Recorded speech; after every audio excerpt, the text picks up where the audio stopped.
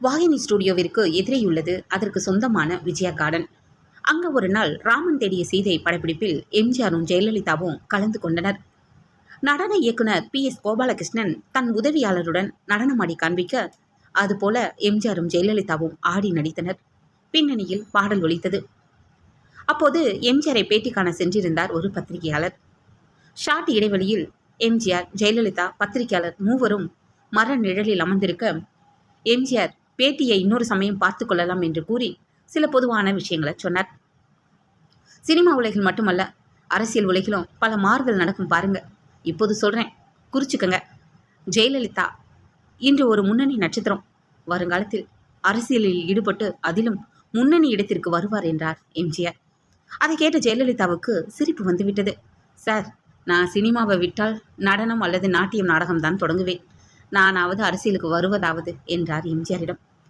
அதற்கு எம்ஜிஆர் புன்சிரிப்போடு, எனக்கு கொஞ்சம் ஜோசியத்தில் நம்பிக்கை உண்டு. உன் கைரேகை ஜோதிடப்படி நிச்சயம் அரசியலுக்கு வந்து ஒரு புரட்சி பண்ண போறாய் என்றார். 1971 நடந்த சம்பவம் இது. எம்ஜிஆரது வாக்கு பலித்து போனது என்றாலும், ஏதோ அதிர்ஷ்டம் கூரையை பீய்த்து கொண்டு வந்து கொட்டியது போல் ஜெயலலிதா அரசியலுக்கு வந்தவர் அல்ல.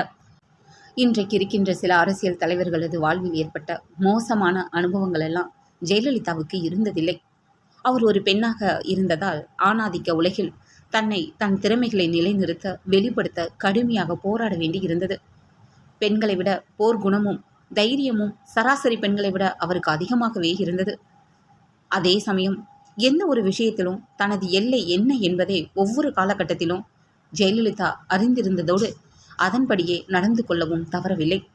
அதுவும் திரையுலகில் மூத்த கலைஞர்களுக்கு அது அவர்கள் பழகும் தன்மையை பொறுத்து அவர்களுக்கு பதில் மரியாதை தருவது ஜெயலலிதாவுக்கு உரித்தான பண்பு. SV ரங்கராவ் ஒரு மாபெரும் குணச்சித்திர நடிகர். அவர் ஒரு BA பட்டதாரி. பழகுவதற்கு இனிமையானவர். ஆனால் அவருக்கு பிடித்தவர்களிடத்தில்தான் அப்படி. அவருக்கு ஒருவரை பிடிக்கவில்லை என்றால் அவர் யாராக இருந்தாலும் சரி, எவ்வளவு பெரியவராக இருந்தாலும் சரி, அலட்சியம் செய்து விடுவார். அவருடைய குணம் அத்தகையது. ரங்கராவுக்கு ஜெயலலிதா மீது தனி அன்பு. எப்போதும் அவரோடு அன்பாக பேசுவார், பழகுவார்.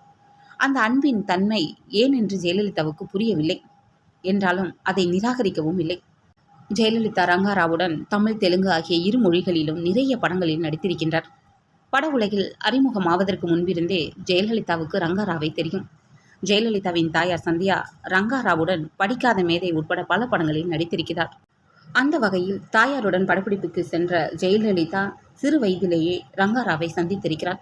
ஆனால் ஜெயலலிதா நடிக்க ஆரம்பித்த பின்பே ரங்கராவுடன் நிறைய பழக சந்தர்ப்பங்கள் ஏற்பட்டன. ஜெயலலிதாவும் ரங்கராவும் சேர்ந்து நடித்த முதல் படம் குமரி பெண். அது 1965 வந்த படம். TR ராமண்ணன் இயக்கத்தில் ரவிச்சந்திரன் கதாநாயகனாக நடித்த அதில் ரங்கராவ் ஜெயலலிதாவின் தாத்தாவாக நடித்தார். ஜெயலலிதா நடித்து வெற்றி பெற்ற படங்களில் அதுவும் ஒன்று. ஒரு நாள் குமரி பெண் படப்பிடிப்பிற்கு உரிய நேரத்தில் ஜெயலலிதாவால் செல்ல முடியவில்லை. சற்று தாமதமாக ஸ்டூடியோவுக்கு சென்றபோது அங்கு ரங்கராவ் தனக்காக காத்து கொண்டிருப்பதை கண்ட ஜெயலலிதா சங்கடப்பட்டு போய் அவரிடம் சென்று ரொம்ப சாரி என்று வருத்தம் தெரிவித்தார். எதற்கு என்று கேட்டார் ரங்கராவ். நான் லேட்டாக வந்து நீங்கள் காத்திருக்கும்படி செய்துவிட்டேனே என்றார் ஜெயலலிதா. எதற்காகவும் எப்போதும் எவரிடமும் நீ மன்னிப்பு கேட்கக்கூடாது குழந்தை என்றார் ரங்கராவ். என்ன அப்படி சொல்கிறீர்கள்? நான் தவறு செய்தால் உங்களிடம் மன்னிப்பு கேட்க வேண்டாமா? சாரி சொல்லாவிட்டால் நன்றாக இருக்குமா என்று திருப்பி கேட்டார் ஜெயலலிதா. அதற்கு ரங்கராவ் சொன்னார், பரவாயில்லை, நீ யாரிடமும் தாழ்ந்து போக வேண்டாம். தாழ்ந்து போக தேவையில்லை. நீ இன்னும் குழந்தை. உலகத்தை பற்றி உனக்கு புரியாது. அதிலும் இந்த சினிமா உலகம் இருக்கிறதே, அது மிக பொல்லாத உலகம். நீ இப்பொழுதுதான் இதில் காலடி வைத்திருக்கிறார். நான் உலகத்தை பல கோணங்களில் இருந்து பார்த்தவன், அனுபவம் மிக்கவன். என்னிடம் சாரி சொன்னாய். நீ யார், என்ன, எப்படிப்பட்டவள் என்றெல்லாம் எனக்கு நன்றாக தெரியும். உனக்கு உன் தாய் புகட்டிய நற்பண்புகளின் காரணமாக நீ என்னிடம் மன்னிப்பு கேட்டாய். அது உன்னுடைய நல்ல குணம் என்று எனக்கு தெரிகிறது. ஆனால் இதுவே வேறொருவராக இருந்தால் அது உன்னுடைய நல்லதனம் என்று நினைக்க மாட்டார். அது உன் பலவீனத்தின் அடையாளம் என்று தப்பு கணக்கு போடுவான். ஒன்றை எப்பொழுதும் ஞாபகம் வைத்துக்கொள். நீ தலை குனிந்தால் இந்த உலகம் அதன் மீது மிதிக்கும். உன்னை மண்ணோடு மண்ணாக இறக்கிவிட்டு மட்டம் தட்ட முயற்சிக்கும். அதற்கு நீ என்றும் இடம் தராதே. என்றைக்கும் எந்த சூழ்நிலையிலும் நீ தலை நிமிர்ந்து நடக்க வேண்டும். யார் முன்னாலும் நீ சிரம் தாழ்த்த வேண்டிய அவசியமில்லை. வணங்காமுடி, அகங்காரம் பிடித்தவள் என்றெல்லாம் பிறர் உன்னை கருதலாம். அதை பற்றி கவலைப்பட வேண்டாம். கோழை, பலவீனமானவள் என்று உன்னை பிறர் நினைப்பதை விட கர்வம் பிடித்தவள் என்று நினைப்பதே நல்லது என்று கருதுகிறேன். அதனால தான் எதற்குமே நீ வருந்தக்கூடாது என்றார். இதை ஜெயலலிதா எப்படி எடுத்துக்கொண்டார்?